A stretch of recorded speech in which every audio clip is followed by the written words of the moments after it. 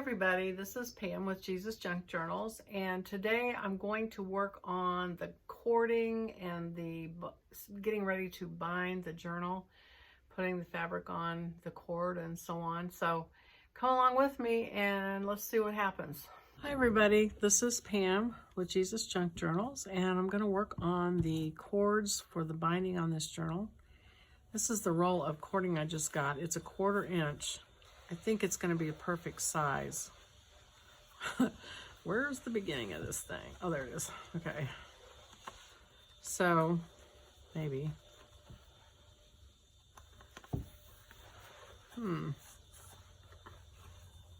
Uh-oh.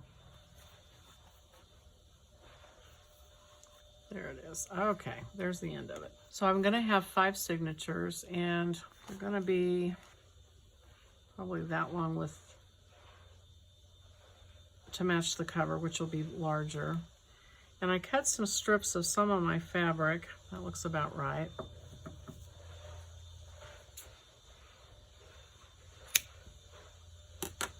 Okay, so I went ahead and cut, well, I thought I cut 5. Oh my goodness. Okay, there's one around here somewhere. Anyway, I've cut my lengths of this cording, and I found, so we went flea marketing again, and I found these samples for like $2.25, and a couple of them I think look like Esther, like this one. And so I'm going to cut a couple of pieces from this. And let me see which side. I kind of want this chunk right here. And I'm going to go ahead and do that because I don't know how often I would use this fabric.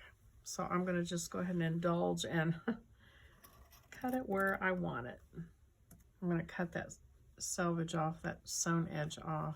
You know, I'm just kind of making this up as I go along, and so who knows, down the road I may find a better way to do this. But for right now, I'm cutting strips that are about, oh, probably 2.5 inches wide. And you know, what probably would have been a great idea, since I want to do fabric in the book, would have been to cut the whole page, like cut a page with the cord on the back and then the other page out of the fabric instead of cutting strips. But live and learn. So there's that piece. And I thought that this piece sort of looked like it would go in the Persian Empire. I think if I had put a double page of this fabric on each signature, though, that would have been like, uh-oh. Now I brought my fabric scissors out just for this, and here I am using my dollar scissors. Okay. I think that would have been a lot of fabric if I had made the whole double spread out of fabric. So maybe that's a good idea, maybe it's not. But this is such thick, heavy fabric. I don't know if that would have been a great idea or not. It might have ended up looking like a upholstery catalog instead of a journal. So this one, that one, which actually, I'm never sure which side is the right side on this. I'm going to use that side. This one, that one, and this one are my 5 fabrics that I'm going to, now I'm going to go over and use my zipper foot on my sewing machine. And if you saw my prototype, I'm going to take the fabric and, well, it'll be the other way around. Take the fabric And just like you make piping for a pillow, I'm going to do that to these strips of fabric. Let me just say something real quick. If you're using cording, I just thought I'd throw this out here because I kind of forgot about this. I haven't made pillows or anything for a long time, but when you use cording, if you buy it at the sewing store, they bind the edges with tape, and you're really supposed to do that so that they don't puff out, because they do puff out. This, let's see, like this one, see how it's starting to spread out? And so what you're supposed to do is as you roll it out and make a cut, you put a piece of Scotch tape where you want your cut. Let me do this here real quick and I'll show you what I mean, just in case you guys haven't done it before. I'm going back now, but anyway, so if you have your length of cording, like right here, if I was going to cut it right here, I would take a piece of Scotch tape and wrap it around it and then cut it in the middle, and that way they're both ends are bound and they don't do this. Okay, now I'm going to go over and I will stitch these up. Okay, I got them sewn and I thought, wow, this is going really great. No problems. And I just threw them down here on the table and I realized that I did not have a straight stitch. I had a zigzag set, which I think will be fine because it's just pushing the cording out, which is all I care about. And I think it will be all right. Oh boy. So I'm going to trim these down, tie some threads up, and be right back. I won't make you watch me do that. Okay, got those knots tied and everything trimmed down.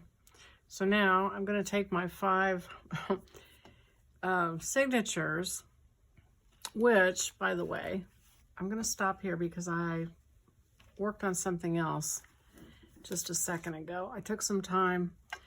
Thought, well, maybe I better look through these if I'm going to work some fabric into them. So here's what I came up with.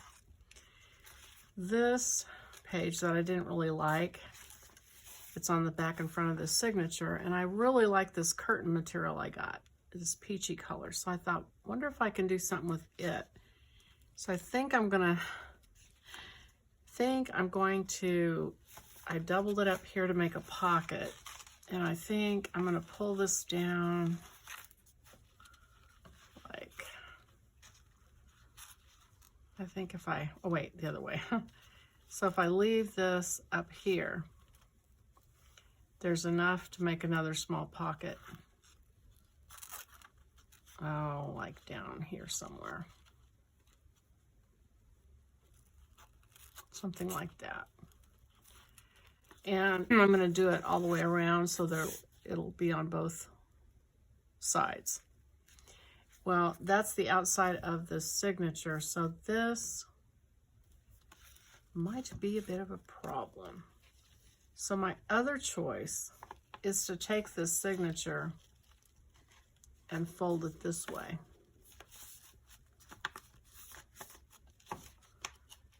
And it doesn't really make any difference other than this spread is in the middle now, and I can better glue my cording to it, to this. So I think that's what I'm going to do there. And oh, also, like I went through, I've got a bunch of velvet scraps. I went to a flea market and got a whole bunch, and then I've also bought some on Etsy. So I'm going to put a whole length. This is some I got on Etsy. And I'm going to take it and wrap it around the edge and stitch it on as an edge. I'm going to do that on several pages in this journal. So here I have a piece of blue that I'm just going to use as a little pull tab. And then I put some netting here to make a little pull. And so I'm just going through and making sure I've got my fabric in that I want. So let me, oops, that's where I need a clip. Okay, so there's one signature. I'll show you real quick what I'm doing on the other ones fabric-wise. This is another one now that has fabric on the outside of it. And so let me look at the middle. Okay, this is going to be a little more complicated because I put the envelope in the middle. So that won't work on this one, but I wonder what, I guess I could, here's some velvet that I'm going to do the edge. This was some velvet I got on Etsy. I looked at velvet scraps, and this place sends you a bag of scraps, and they're always different. So this ombre dyed velvet, isn't it pretty? I'm going to use it on this page. And so what I could do, I mean, you don't have to fold a signature. That's me saying that, that you don't have to fold a signature where it's tied. Probably works better. I got this piece of gold lame or whatever it is. It's not really gold lame. It's like a ribbon. It was a big fat gold ribbon, and I just cut a chunk of it out. I'm going to use that as a tab on that page. And then this has this fabric, and then I'm going to take this velvet and sew it on this page. And then this has this that needs to be stitched in. So let me think for a second. What if this looks like a good place. What if I took this and folded it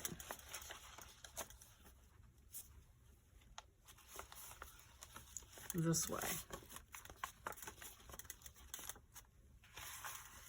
I think it still works. Let's see what happens. So this still wants to fall as the center, even though I've got it turned a page over. But because of the way I'm binding it, I think this will work. So I'm going to put a clip on this one. This signature, I had a piece of this Tim Holtz fabric torn out. And so I'm going to sew it along the edge of this page. And, oh, this velvet. I had this velvet, kind of seafoam green. It matches this page really well and looks good on this page. So I'm going to sew it over the edge of this page. And then gold, I had some gold. So I'm going to use a strip of gold here. And that's it for that signature as far as fabric. This one.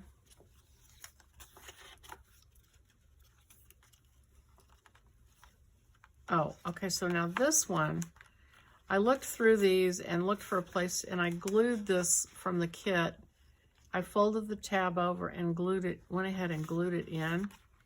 And it's where Esther denounces Haman. So there's still quite a bit of the story to go after that.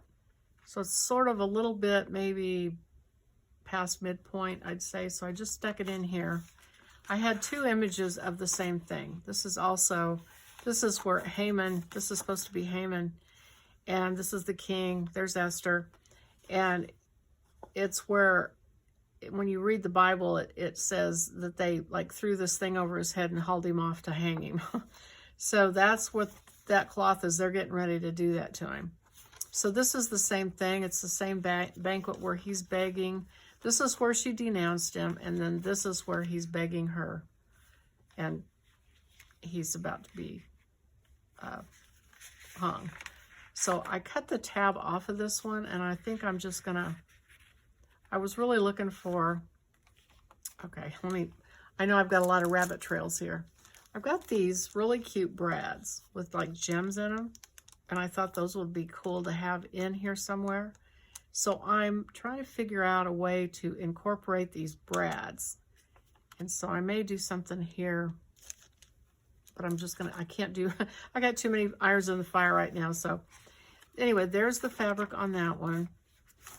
And then this one, I've got this really pretty green velvet, and it goes really well with this page, and it goes good with this page. So I'm going to use it as a tab.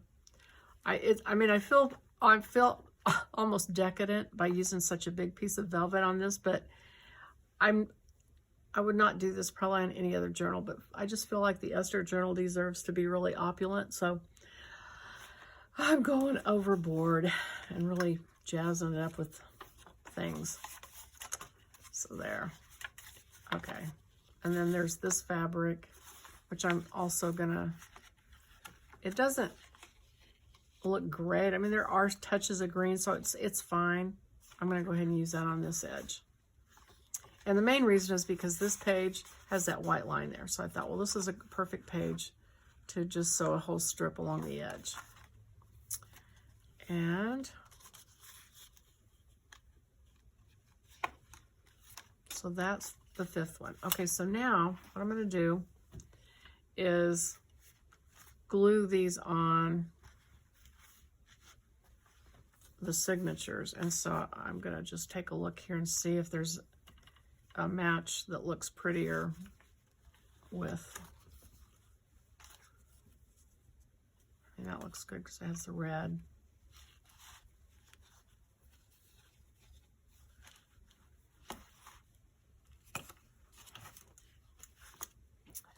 And this looks good probably with the peach. I think it looks okay. And then this can go with this one. Okay, so I'm going to take my Fabri-Tac and glue these on.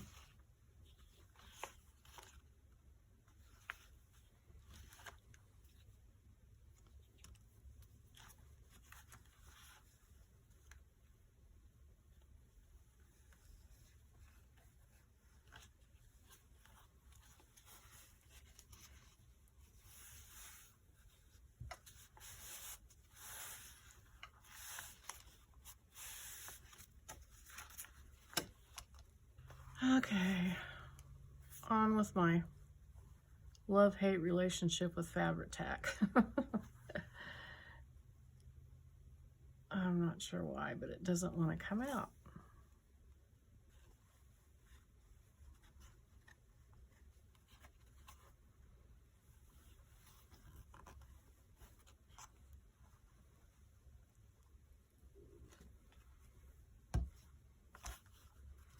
Okay, so I think I'm going to take a minute and thin out my Fabri-Tac because that was crazy. Okay, and I'll trim this as I need to trim it when I make the cover. Okay, you guys, well, I thinned down my Fabri-Tac and I made kind of a mess with it, but I got these glued on. Got this one glued on. So there's that one, and then this one I just got glued on. Anyway, it's on there. So we'll do this one. I think I finally got the Fabri-Tac to behave. Cut those tails off of there. Okay, so let's see if I can get it to come out like I want it to. Yes, now it's going to be good. Okay. And put one side of this in here.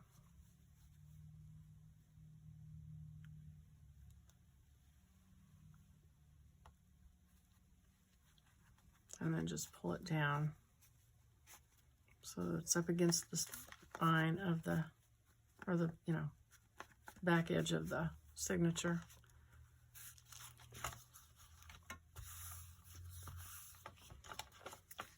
And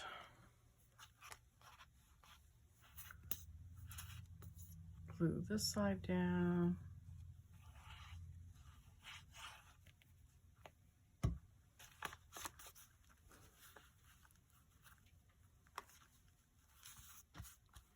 That's a nice edge there with a little fringe showing. I've got Fabri-Tac all over me. Okay, that one's glued. And then this is the final one. And it's the heaviest one. And it's the one that I folded weird, so hopefully this works out.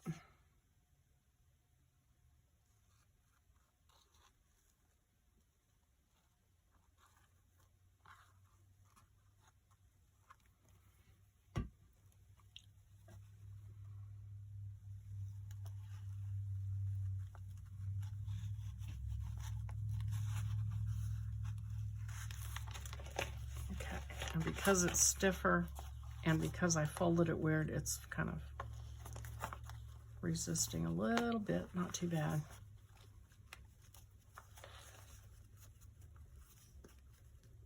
So I'll get that stuck down. And flip this side over.